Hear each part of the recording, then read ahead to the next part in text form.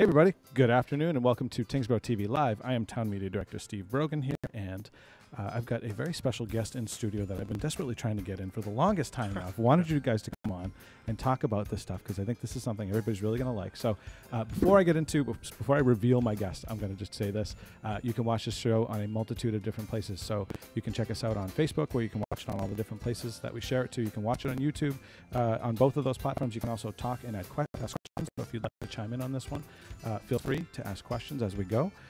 You can also watch us at Comcast 8 Verizon 29 here in the town of Tyngsborough and at tyngsborough.ma.gov on our live video on demand and streaming service. So there's tons of ways you can watch this thing, and again, you can ask questions and all that stuff. So feel free. Now, to tell you who my guest is, like I said, he's a very special guest. Been trying desperately to get him on, and I'm just getting something set up before I actually reveal it to you guys. The sun is not working with me, so they're a little bright, but I'll fix that in a minute. So my guest is Dr. Michael Flanagan and Dr. Mark Branco? Yes. Dr. Mark Branco. Okay, I want to make sure I get that right. I've never actually interviewed doctors, so you'll have to bear with me if I'm... No, we'll be okay. So those are my guests. So we're going to talk about all kinds of different school stuff today. I've got a few things in mind that I'd love to hear from you guys, and then we've got a few other topics that we want to kind of touch on. Some really good news coming out of the school department, too. We'll start with this, is that you just got approved to build a middle school from the... We did, from Massachusetts School Business Building Authority, correct. Right. So it's a long process. We're not there yet. Okay, but you have the approvals to actually go forward with planning? Exactly. Okay. We're invited to participate in feasibility, not even the feasibility study yet. We have to do... Do me a favor, pull that mic up nice and close so folks can hear you too. There you go, good. So so we have a lot of work. Let me kind of explain the process so everyone understands where we are. In December, we received notification that we would potentially be invited into the process from the start. Okay. So myself and some selectmen and Selectman Rowe, Matt Hansen, Chair Tenorella from the school committee, Mike Moran joined us when we went down to the MSBA, and we received notice that we were invited in. So what that means is we're officially invited on June 3rd. That's when our timeline starts. Okay. And from June 3rd to February of 2020, we have 9 months. And in that 9-month period, we as a school committee and a district and a community have to produce 5 deliverables to MSBA. Okay. If those 5 deliverables meet the code, then we're officially invited into the pipeline of school building. Okay. So you've got a number of checkpoints to reach before you actually we do totally officially into the building pipeline. Correct. Okay. Correct. Gotcha. So the first 4 are really incumbent upon the school. It's looking at enrollment projections, our educational questionnaire, compliance things. And then the real big one is the actual vote by the community. The community has to vote at a town meeting prior to February whether or not we want to approve funding for a feasibility study. Okay. That could be, and I don't know the exact this February number, or next February? By this February coming up. Oh. February 2020. Okay. 2020. Okay, yep. That's Yep. That's so they would have to approve funding for potentially $1 million to $1.5 million, which shows MSBA a full commitment on behalf of the community. Yeah. So that's the final deliverable. If that all checks out and the community supports a feasibility study, then MSBA invites you into their pipeline, what they call it, and then at that point you meet with MSBA consultants, and they give you different OPMs and project managers and construction companies to meet with, and design firms, architectural firms, and you look at what best meets the needs of your district based on the information you provided. Okay. So it's really in its infancy right now. It's a 4 to 5 year potential process. That could, we could be looking at renovating the middle school. We could be looking at building a new middle school. We could be looking at putting an addition onto the high school and going back to a middle senior high school. There are all kinds of options out there, and that determination will be made by the school building committee, which will be overseen by town administrator and the board of selectmen. Okay. Again, because it's the town essentially borrowing the money.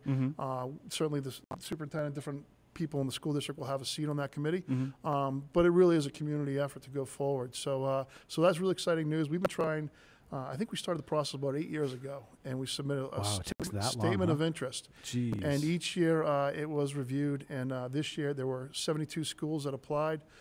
28 reached the final process of really a more thorough evaluation, and only 12 schools were accepted. So our middle school was accepted this past year. Okay. Yeah. So I imagine now the ultimate question is there's going to be some tax impact to this for folks. So you're probably trying to prepare get all your ducks in a row and you know, prepare the residents basically for some increase to do this. But I mean, it seems like the middle school, it was built in when? The middle school we're in now? 1968, 50 years ago. Okay. I thought I heard the 50s, but okay, yeah, that's still old. It's an old old building, yeah. It's old. I imagine because of the way education's changed too, the building itself just doesn't, you know, work well for modern and I think that's teaching. That's important to convey. So that was part of the process to get approved in the first Your place. mic up nice and close too far. That was part of the process to get approved in the first place. Was we did some extensive studies and some documentation conversations internally to let our stakeholders know that education is different from when we grew up. The way kids learn, the way teachers teach, the amount of equipment and technology, flexible seating. Project-based learning requires a lot more space and group activity location, and so these smaller classrooms with less flexible arrangements are getting to the point where they've outlived today's instructional model, and so it makes sense. I mean, you're talking 1960s technology versus or layouts and patterns of school buildings versus modern stuff. So all right, so we jumped ahead. So that's some really cool kind of semi-breaking news, I guess. It's been out since December, but somehow I missed that one too. I don't know. That's a big one. That's a really big one. So anyways, let's back up a little bit and just kind of get back to you guys for a moment. So Dr. Flanagan, I'll call you Mike. You are the superintendent of schools. Mark, you're the assistant superintendent. Okay, good. I'm gonna make sure I got that right. So tell me a little bit just about let's talk about just the schools in general. What's it like being the superintendent and assistant superintendent? How well, you're bald. I'm just gonna point it out, but you probably pulled all your hair out long ago. And Mark, you're I'm getting there. Is that what you're saying? Jeez, I like to think I'm bald by choice. I'm not. Oh, so you do shave it. Okay, so you're not entirely bald. You haven't pulled it all out yet. I kid. Yeah. So tell me what it's like, though. What's it like being the superintendent? What is it like? That's a loaded question. Depends on the day you're asking, right? I know, really. It changes every day. It's a great job. It's a great job. It's a great community. I'm fortunate. I started teaching in Tyngsborough in 1997. I was a high school history teacher, and I've really fell in love with this community and the school system. And I've been other places, but there's nothing like the Tyngsborough Public Schools. I've been a high school principal. That was a difficult job. I was a high school system principal. Another difficult job. Okay. In what towns around here? All in Tyngsborough. Oh, all in Tyngsborough. Okay. Yeah. Right. All right. Yep. Wow. So I've been here for a while, and I know the kids. And it's cool now that I'm seeing former students and their kids are now coming. So it makes me feel old saying that, because when I was like 27, it's unbelievable. It's you unbelievable. think about the teachers that said thing like, "Wow, you're old." Right, but no, it's a great job. I love. I'm committed to the Tyngsborough Public Schools, and I really do have an affinity for them. So I like the position I'm in that I get to shape the direction we're going. I want us to be as student-centered as possible. I want us to be as forward-looking as possible, as progressive as possible. So we're trying to do that with some of the programs that we're bringing in. We're trying to change our old habits. You talk about the 1960 middle school, right? That used to be stand and deliver. That was a teacher in front of the room talking at kids. That's not what education is anymore. We know brain-based research says kids learn best when they're creating and experimenting. So we need to create an environment for that, and we need to allow teachers to take risks. And I'm fortunate that we have a great administrative team, and we have incredible teachers in our district that first and foremost care about the kids beyond anything else. They truly care about the kids in their classroom.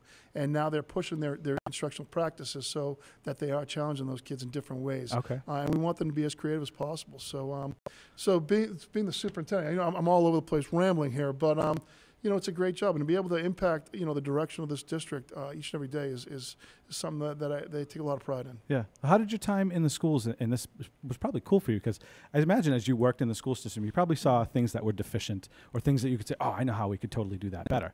And so has that stuff kind of carried forward now to your superintendentship? Like you think back on that and say, oh, I know how we can fix this problem and make it better for the absolutely. people. Honestly, the kids and the teachers. You reflect back about 20 years ago, there's things I would have made, suggestions I would have made to myself as a classroom teacher. Like, I can't believe I did that.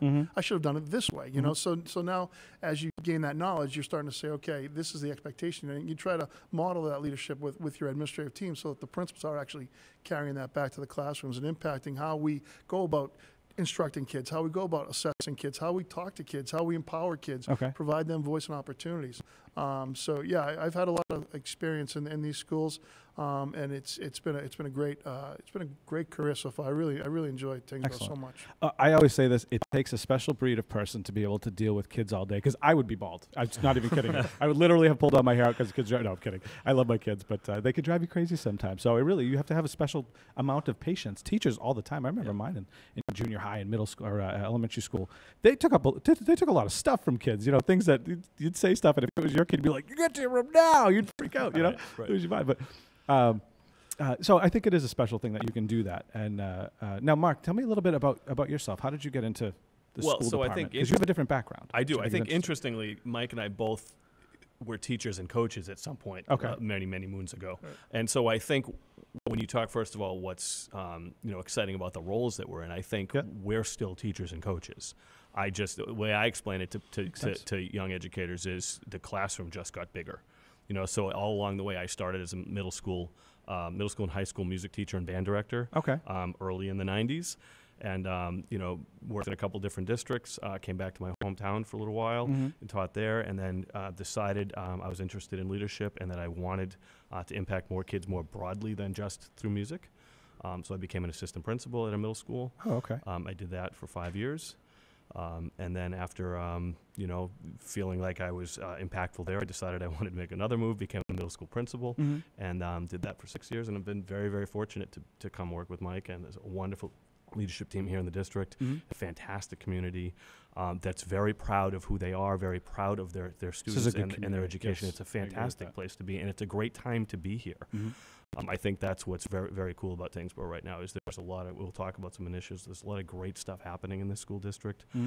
And so everybody from the faculty to the parents and community and the kids have really rallied around it, and not not just in a supportive way, but in a dig-in way. You see our kids out in the community all the time. You see volunteers coming into our schools all the time. There's a lot of good two-way communication between us and the community, and I think that's what makes Tyngsborough pretty special right now. I think one of the things they talk about too is the job expectancy of a superintendent is about 3 to 5 years. Really? Okay. It can be a difficult job. I'll say I don't feel that. We're not putting a clock on it. No. I don't feel that pressure in Tyngsborough because I think we have an incredibly supportive school committee that allows Mark and I to do our job. They want us to lead the schools, and they don't want necessarily micromanage. Certainly they're in charge of the budget, and I go to them with any big decision that needs to happen. But they're not. They don't want to be the superintendent, and they don't want to be the high school principal. So the fact that we have an incredibly supportive school committee, and I would say the Board of Selectmen have been incredibly supportive to the schools over the years as well. So I think everyone in the community really understands the importance of the school system, and really, I think communities are judged by the schools that you keep. So if people believe in the quality of education in the schools, in the community, I think it says a lot for you. So I think there's that sense in Tyngsborough, which something makes our job look forward to. It makes us look forward to work every day. Yeah, I agree. Well, I imagine that on 2 points, that sets the morale for the town. If your schools are lousy, you're going to not feel good about your town necessarily. If your schools are great, then you're going to feel good about it. And also, people who want to move and migrate from wherever, they'd be likely to come to a place like this where the schools are better than someplace where they're not as good. So I mean, I know my wife and I just bought a house a year and a half ago, and that was exactly the thing on my forefront was which place has the best schools. That's where we're going. For our children and so on. So very interesting. Let me ask you both. You both can probably answer this. How is the normal career path for administration or to get to administration? Is it generally they start as a teacher and they kind of work their way up through, or do people come from say fresh out of college and get into administration? And then sort of on the back end of that is, does the school make it, or how difficult, I guess, is it for a teacher to move from a teaching job to administration? Like you said, you went from teaching to principal, from band to principal, and then or assistant principal, and then moved up through that way. So is it difficult? Is that a hard process? So does it just require education? I think mostly people come from education. I think there are a lot of opportunities for teachers to assume a teacher leadership position, whether it's department head or whatnot. And then from that, the natural progression is to maybe assistant principal, then to a principal, then to central office. So there really is kind of a ladder. It's not to say it can't be done from the outside, but if you haven't walked in the shoes of a classroom teacher, it's very difficult to lead them. And that's why I asked you the question, right? Because I was curious about that specific point. Okay. If you haven't been in a classroom and don't fully understand what it's like to teach the day before a vacation, or on a delayed start, or an early release, and the intricacies of managing the kids in those types of settings. If you don't have that experience, it's difficult to set expectations for teachers. If you can set expectations or if you have a vision for where you want teachers to go, you need to know how difficult it is for them to get there, and the obstacles that they face, and provide support so that they can get there. I mean, we talk a lot about how we value our own individual experiences along the way over the past 25-something years that we've done this work. And I think, all the time you spend in the classroom and the time you spend at the different levels of leadership are really important. They kind of go into your bag of knowledge, or your toolbox, so to speak, so that when you're working with teachers and families and students, you have all of that information to share and to brainstorm off of. And it does help. I think the pathway is interesting because you're right. There's all these opportunities to be a leader as a teacher, and ultimately you feel probably the poll that we did where we just wanted to impact students more broadly or in a different way. And, simultaneously with leading, you start to go back to school and you study leadership, or you study different topics in education that add to your knowledge base. And I think we both kind of did that, came at it from different content areas and different pathways, and sort of wind up with the same motivation to help drive a school district forward in the best interest of the kids. Okay. And you can see it with us too. You can see that I'm most comfortable walking around the high school. I was a former high school assistant principal, high school teacher, high school principal. I'm very comfortable there. At the elementary school, I sometimes feel like a fish out of water. Looking at 5-year-old, 6-year-old kids. It doesn't help that you're like 8 feet taller than them too. I don't have cute language, so. You don't have the baby talk kind of thing. I'm much more comfortable at the high school, and Mark, I'd say the same thing at the middle school. You are a middle school guy. Right. Yeah. Right. That's funny. I see what you mean now. That's interesting how you'd kind of gravitate and be more comfortable in that. So you spent more time in the middle school, Mark? I did. Yeah. You did. Okay. Yeah. That's pretty funny. Yeah. So. All right. How about let's talk about technology and sort of modern kids versus kids, say, when you guys started, which isn't that long ago, obviously, but long enough ago that you've seen a good pattern of time where technology's changed. Kids, I imagine, have changed to some degree in terms of, like you said, the way they learn. It's not that they've changed; it's that we've learned new things about how they learn. But how is technology playing into all of this into the modern teaching? Sure. So I'm going to turn this one to Mark in a second. But I will say that 3 years ago, when I became the superintendent, I had the opportunity to hire both an assistant superintendent and a director of technology. And Derek Piper, who's our director of technology, has done an incredible job for us. But my first task with Mark was we need to make technology more accessible for kids, and it needs to be more an integral part of our school system. So, Mark, why don't you talk about some initiatives and where we are Well, today? I think first and foremost, we talk about not using technology just for the sake of technology. It's one of many instructional tools, and it's one of many modes of operation for accessing information and learning, right? So it doesn't mean we're getting rid of textbooks. It doesn't mean we're not reading novels out of hard copy books. It doesn't mean kids aren't going to take notes still by hand. But we believe that the schoolhouse should be reflective of the world that the kids live in. Okay. And so this is the world they live in. The technology is everywhere. I mean, look where we're sitting. Right. Technology is everywhere around us right now. Yeah, no kidding. And so we feel the responsibility to make sure we're educating kids in an environment that they're not only living in now, but prepares them for an environment, 10, 15, 20 years down the road.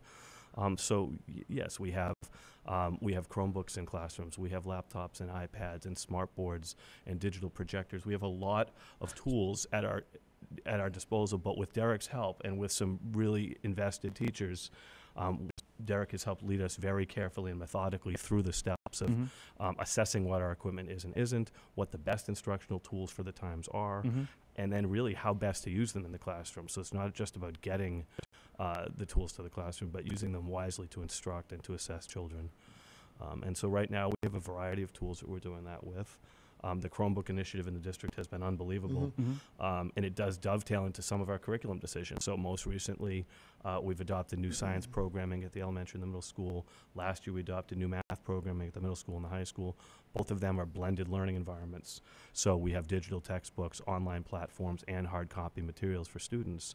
And that blended world is the world we're all living and working in right now. Okay. And that's allowed teachers and students to really navigate the curriculum and the teaching and learning aspects of their world in a just a much more robust way. I mean, imagine having a textbook in front of you that you click on and suddenly a video pops open and takes you to an expert across the world in that particular topic. Right, yeah. That's happening now in classrooms across our school district, and it's pretty powerful and cool to watch. Yeah, that must be really neat to watch. I mean, especially since you guys started and it was chalkboard. I mean, I remember when I was in school, it was chalkboard. That was the most sophisticated thing they had. And they'd have the big, thick books for whatever subject it was. And you talk about the community component again. You know, we're fortunate enough that we have the Ed Foundation of Tyngsborough that infused Chromebooks in our district probably 4 years ago. We hadn't even explored Chromebooks. We were 100% Macs. And of course, you can get 5 Chromebooks for 1 Mac.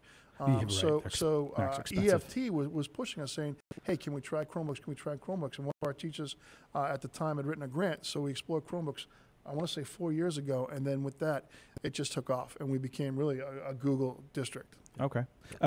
So let me ask you this. I want to ask you a question about the Bring Your Own Device program that you guys are working, because this is obviously tied into that. But before we do, I just want to quickly reset for folks at home. So anybody who's watching, wherever you happen to be watching, this is Tyngsborough TV Live, and this is my Wednesday segment where I have my guests, Dr. Michael Flanagan and Dr. Mark Branco from the Tyngsborough Public Schools, talking about all kinds of school stuff. If you want to watch this broadcast, you can check us out, Facebook, YouTube, tyngsboroughma.gov, and on Comcast 8, Verizon 29. And if you want to ask a question, Facebook and YouTube are both open, so feel free to chime in and ask any questions of our two doctors. I think I'm doing okay, right? I'm holding my own against a couple of doctors. Listen, most impressive is you just did that whole commercial without a script, and people don't know that. So it's all from memory. Right. So I want you to tell me now, we were talking about devices and technology. I want you to tell me about the Bring Your Own Device program, because this sounds like it's pretty neat. So I think it goes back to teaching our kids to be responsible with the devices. You know, some schools have, you know, if we see your device out, we're going to take it. That's not the real world. You know, I challenge, because they all have a device. I challenge anyone to walk into Boston Children's Hospital and watch a doctor that doesn't walk out of a room and go to their device to see what's going on, or in the elevator, or in the lobby. That's the world our kids are going into. To say, put it in your pocket or we're going to take it, I think we're doing a disservice. We'd be doing a disservice. So we are looking at, we opened up our wireless at the high school, and we said, you know what, these kids have computers in their pockets. Their iPhone is more capable than the Chromebooks that some of them have. So, which is sad, isn't it? to not capitalize on that technology seemed... it seemed crazy. It seemed really did. So Mark worked with Derek to come up with this initiative, BYOD, at the high school. And if you want to... Yeah, and so, you know, we took a pretty slow process early on. We involved parents, we involved kids, we involved faculty to really talk about what this would and wouldn't look like, what the pros and cons of this are. You know, the pros are pretty simple to understand. You know, a device, in the event that a kid has a device and they're willing to bring it to school, you know, that device in their hands, everything from a calculator to a research tool to something to take notes on. We had a lot of conversations around management and behaviors, because I think that's where most adult brains go. Well, they're going to be just, you know, we live in the world of distractibility, pop-ups and alarms and everything going off, and minimizing the screen quickly, and that's the time we live in. And so we talk a lot about teaching kids responsibility with their tools and responsibility with their devices, and that not just in the classroom, but we hope that spills out in the real world, so they're not that person standing in Dunkin' Donuts, you know, talking on the phone in this self-centered way while you're standing in line waiting to be the next in line. So we're hoping our kids are going to be way more responsible technology users socially and online. And they're going to have to learn. And they have to learn how to do it. So, you know, we've had a lot of teachers working on different classroom management expectations, when it's appropriate to use a device, when it isn't. What do we do if a student doesn't have a device? And that's why it's still really important that we have district-provided devices. So you'll have Chromebooks still for the kids who don't have something. We have machines on carts or in the classroom so that a kid can access. It could just be that the kid doesn't have one that day, or maybe it's a little too small for whatever the learning activity is. So we wanted to make sure we had some flexibility. Kid pulls out a flip phone. That's not going to work. No, and we talk about being device agnostic all the time too. That it's, you know, and that's tough. So, you know, we're getting closer to 50 every day, and you know, to get someone of our age to just cut the cord, you know, from Word and PowerPoint, and because we grew up in that time of product based. So we talk a lot about it's not about product. It's can you word process? Can you develop slide decks? Can you use spreadsheets? Right.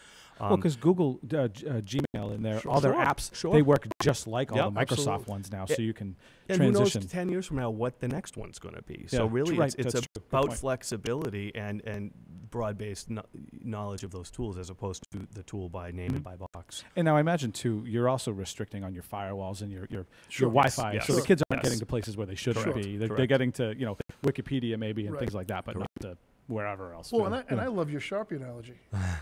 Right. I mean, if you look at schools in the 80s. Yeah, when we grew up, we didn't put the Sharpies away or say we're banning markers. I could still write a bad word on the bathroom wall, or I could still inappropriately make a memo into a textbook. If bad behaviors are bad behaviors, right, and children will make bad decisions along with good decisions. And so really it's less about the tool, and it's more about the behaviors. And if we can get kids to be responsible citizens, invested in their learning, understanding the expectations of the classroom and the school environment, it doesn't really matter what the tool is. This might be kind of a tough one to answer, but have you noticed a difference in kids from, say, 20 to 30 years ago versus kids now in the way that they process information because of technology? So, and I say this because, like, you can whip out your phone or device and get any information anytime you want, like, immediately, versus before you had to go to a library or find an encyclopedia or something to get that information.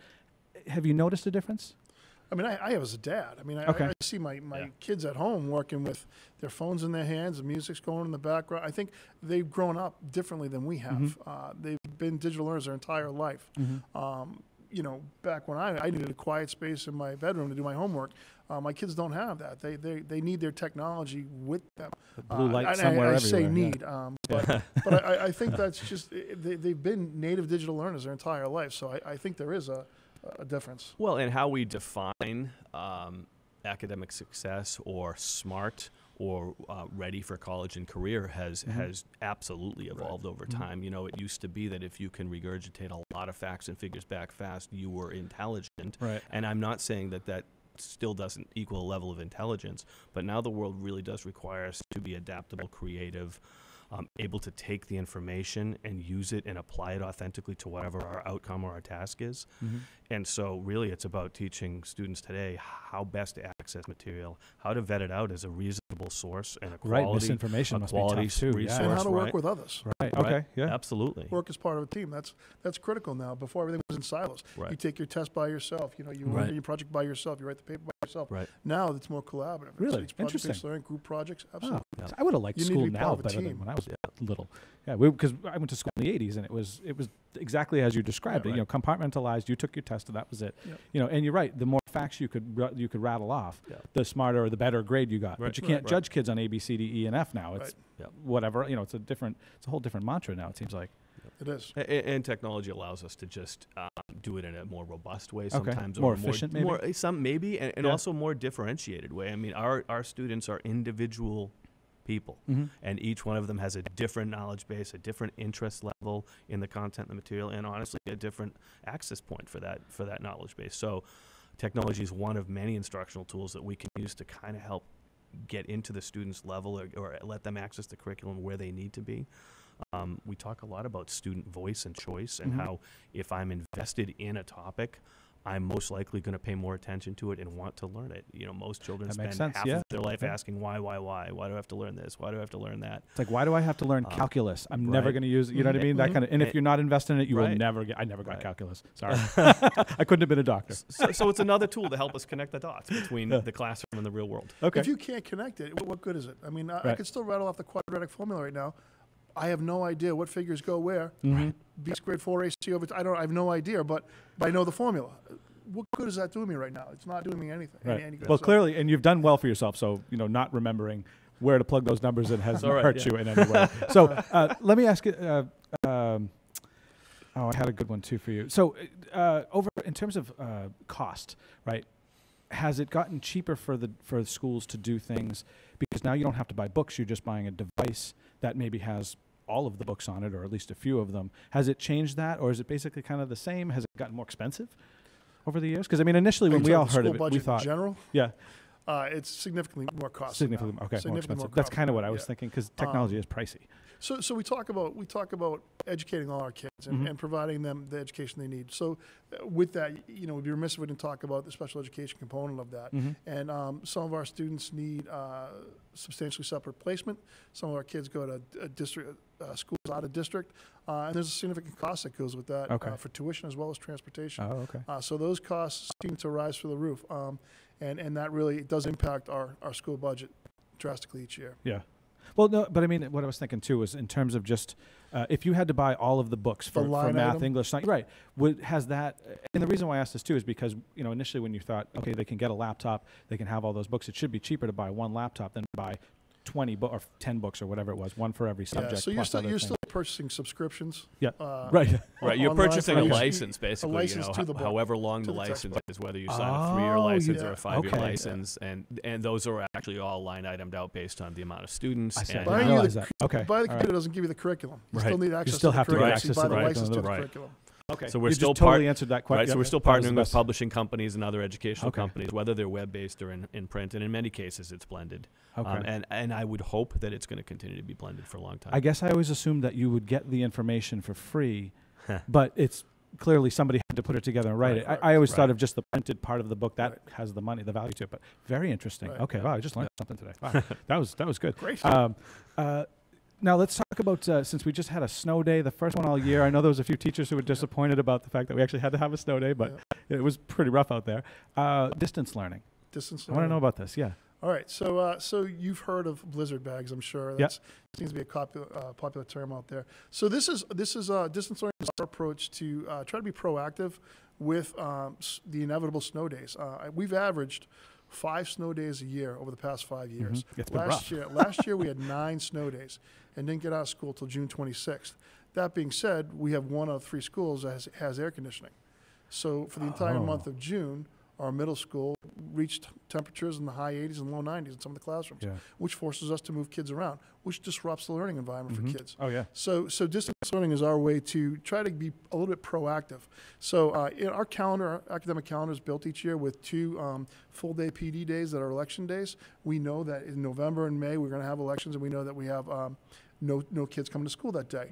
So what we thought we would do is create an opportunity where teachers could provide curriculum that students could do at home over a 10-day window that election day fell into, that would count as a school day for them. So the kids are working remotely at home on a project that is right in line with chronologically where they are as an assignment. Some of the districts now are creating assignments as they go in response to a snow day. Ours is set in the calendar. So we know exactly the 2 days it's going to be, and we can plan something that's going to fall seamlessly into the curriculum at that point. So by doing that, we're essentially building 2 days into the bank if we go with 2. This year, we've just piloted. This is the first time we're going to do it this May. So we're piloting this 1 day in May because we actually collaborated with the teachers beginning of the year to see if we could come up with some kind of agreement on this. And the school committee fully supported it. So this May will be our first distance learning day.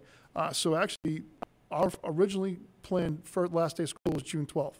Because we just had a snow day, and we have distance learning, it's still June 12th.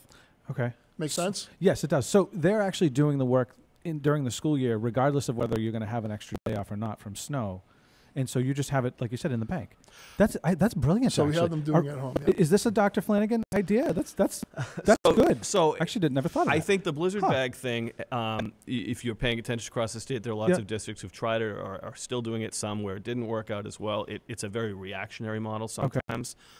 So what we did is we did look at 2 or 3 other school districts who have tried to go in a more proactive direction, and so we kind of looked at some best practices at surrounding school districts who have others are doing this. Who have tried this kind of a model. Similar. A lot of them are using like April vacation as a day. Right. So this is our own model. Okay. Yeah. So when you said blizzard bag, I thought you'd have the day's work in a bag or pre-prepped, and then they would just take it home and do it like they were at school. But because you're spreading it out over a period of time, it's probably easier on the student. We take real issue with blizzard bags. Right. Okay. So there's a couple concerns with one is the snow day. As much as kids might celebrate the snow day, it does to some extent wreak havoc and inconsistencies around a family, right? Whether we call it the evening before or that morning.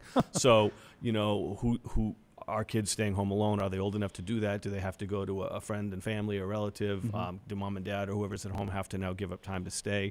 So to just suddenly put the onus on, and think we have children as young as 5 or 6, all the way up to 17, 18. So to put the onus on different age brackets of kids in different types of homes, to say, hey, listen, instead of the free day, you got to do all this work. in an unstructured way that's not supported necessarily by a professional teacher, that's a lot to ask. And two, we're not sure what that family plan is because they're reacting to the fact that we reacted to the weather. So this allows teachers to put programming in place and educational experiences in place in real time during that 10-day. We tell everybody when it's going to happen, and we give them that window of flexibility.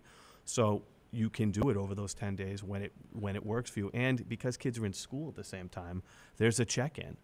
Teachers, special educators, other well, they can ask a related question service if they didn't providers can understand something support the kids. Yeah. And as long as that work gets done and turned in within that period of time, then they will get credited for that day of school. And the work is differentiated to the needs of each student, Yes. which is a big thing. I mean, some of our kids have IEPs and learning plans. So if we don't differentiate what they're accessing in the curriculum, then shame on us. So this enables the teacher to do that and provide every kid an assignment that's authentic, that's timely, and that works right into the curriculum at the time. It's basically like extra credit, but the extra credit once earned, it lets you take a day off from school and not affect, well, rather take a day off with the snow day kind of thing. So yeah, so it's just not an add-on, right? It is. It is. So we're asking teachers to thoughtfully put it into their flow and their scope and sequence of the work. So this is now real work that's put into place. It's not going to be an add-on. It's not going to be another. We said you don't have to create a new assignment. You're going to take something you most likely would have done anyway and just tailor it into this instructional model. Okay.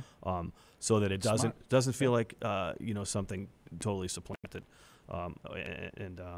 And it's not a blizzard bag where they're going home with a pile of work to do No. when they're staring out the window going, oh, I wish I could be outside playing in the snow. No, it's planned and then, thoughtful. like you said, the parents, that's that's really thoughtful to the parents. I think that's smart. And I think what does make it a little unique here in Tyngsborough is the use of that election day, that we're dedicated to this model and the reality of New England weather, both in the winter and at the end of June. And maximizing our kids' time during the calendar year. And so to use those days and have that locked in every year potentially would be pretty powerful, instead of the way some districts might be using it, which is in a tough year, will now use this model. I'm sure you guys and all the teachers and parents too are probably hoping for no more snow days this year. Let's keep our fingers crossed, because everybody except the seniors. Right, yeah. Right? Seniors desperately want the snow days. Oh, I can imagine. Sorry, guys. We're all hoping that it doesn't happen. I know I'm not. That's for sure. So while we're talking about kind of curriculum and we kind of have that in mind, let's talk about some of the initiatives that you guys have going on in the school department now, because you have a number of new ones, new programs that you're doing, I'm sure, and things that you've adapted and changed over time. So let's talk about that. So since we've been together in Tyngsborough, I alluded to this earlier, we've had science programming, K to 8. We went through a curriculum review and adoption. The state had changed their frameworks a couple years back, and so we have two really nice interactive, hands-on, lab-based science programs that have really, really impacted the way we instruct, as well as the experience of young students being scientists in the classroom. And you could see it more than anywhere else at TES. You walk into those classrooms and kids are just doing science in a way that many of us didn't learn it at that age bracket. So that has been exciting, and they're in year 2 of working on that program. What age do kids start doing that one? So as early as kindergarten. Oh, wow. Yeah. Okay. And then really each year it's just a little more contact time throughout the curriculum as they get a little older. And I imagine the projects get more sophisticated as time goes on. You're not giving them chemicals at 5 years old. Right. No, but I mean, we'll see some really cool stuff down there, and they're getting dirty and they're mixing things up. Oh, really? And that's cool. Yeah. There's some cool stuff happening down there. So then this past year, last school year, we reacted to the Massachusetts math frameworks getting updated as well. So we were in a math review, and we did that basically 6 to 12. And we went through our middle school and high school programming. And this is where the blended learning model also took effect. So we did partner up with some publishing companies and look at some really cool, robust programming that have hard copies and digital copies in math. And we also are using this program called ALEKS, ALEKS, which is a student-centered, individually based math program, which puts the child into some math learning opportunities online that are catered to his or her strengths or weaknesses. So they're not only using the new curriculum materials, but they're using this program ALEKS as a supplemental material in the classroom for homework, for progress monitoring, to help support kids. So that's just a really cool way of using multiple tools and implementing technology. So are these basically just is that a new way to teach math?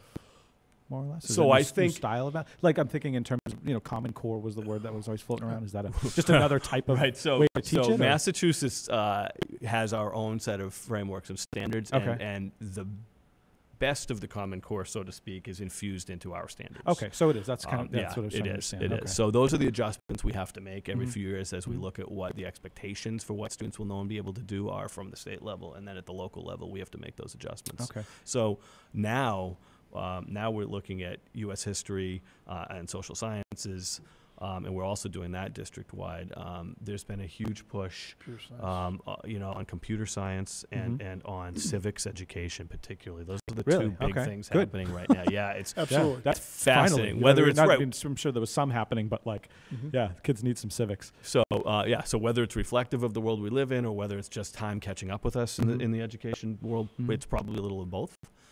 So our teachers are partnering with about 20 to 25 other school districts in a cross-district study group, so to speak, really looking at the new framework, the expectations for teaching civics, allowing students to be out in the communities doing civic-related projects.